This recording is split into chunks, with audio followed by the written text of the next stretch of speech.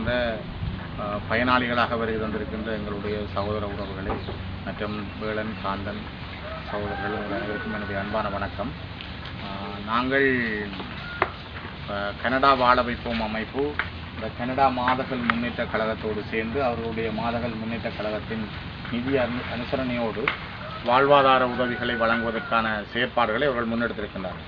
இது ஏன் மிக முக்கியமாக கருதப்படுகிறது என்றால், பல்வேறுபட்ட வகைகளில் எங்களுடைய மக்கள் பாதிக்கப்பட்டிருக்கிறார்கள். அதனை விட முன்னாள் போராளிகள், போரிலே தங்களுடைய அவயவங்களை இழந்தவர்கள், போராலே பாதிக்கப்பட்ட குடும்பங்கள் நிறைய பாதிப்புகளுக்குள்ளான வகையில் கவனிப்பாரற்ற நிலைமையும், கடுமையான இந்த வெள்ளப்பெருக்கு நேரத்தில் கூட அவர்களால் சமாளித்து வாழக்கூடிய எதிர்கொள்ளக்கூடிய அளவு பக்குவமும் அவர்களுக்கு காணாமலே இருந்தது.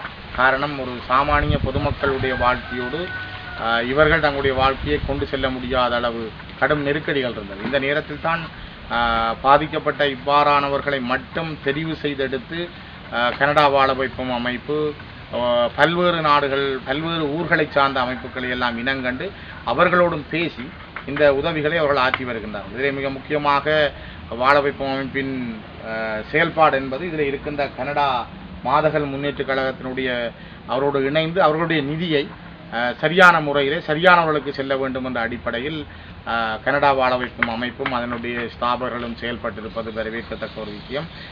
இந்த பயனை நீங்கள் சரியாக பயன்படுத்த வேண்டும்.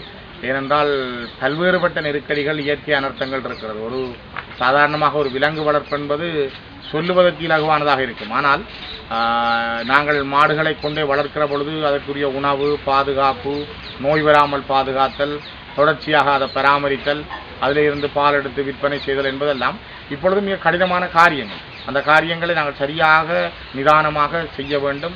அதை நீங்கள் சரியாக பயன்படுத்த வேண்டும். என்றால் நான் இப்பொழுது வருகிற பொழுது இந்த பாதைகளையும் பார்த்தேன்.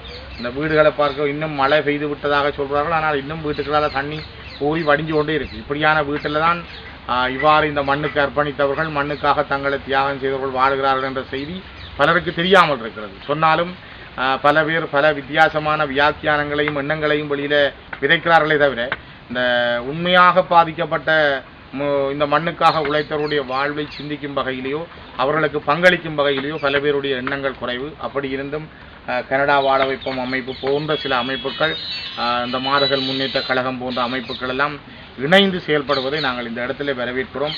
தொடர்ந்தும் அவருடைய பணி நல்லதாக அமைய வேண்டும். அந்த செயல்பாடுகளில் நாங்கள் இணைந்து செயல்படுவோம் என்று கூறி, இந்த அருமையான சந்தர்ப்பத்தில் உங்களுக்கு கிடைத்திருக்கிற இந்த வாய்ப்பை சரியாக பயன்படுத்துங்கள். இன்னும் நெருக்கடிகள் உங்களுக்கு ஏராளம் இருக்கிறது. அவற்றையும் நீங்கள் மனம் கலங்காமல் தம்பி ஜெயகாந்தனுக்கு ஊடாகவும் இதனுடைய அமைப்புகள் சார்ந்தவர்களுக்கு நீங்கள் தெரியப்படுத்த வேண்டும். நாங்களும் அதிலே கூடுதலாக கரிசனை கொண்டு செயல்படுவோம் என்று கூறி விடைபெறுகிறேன். நன்றி.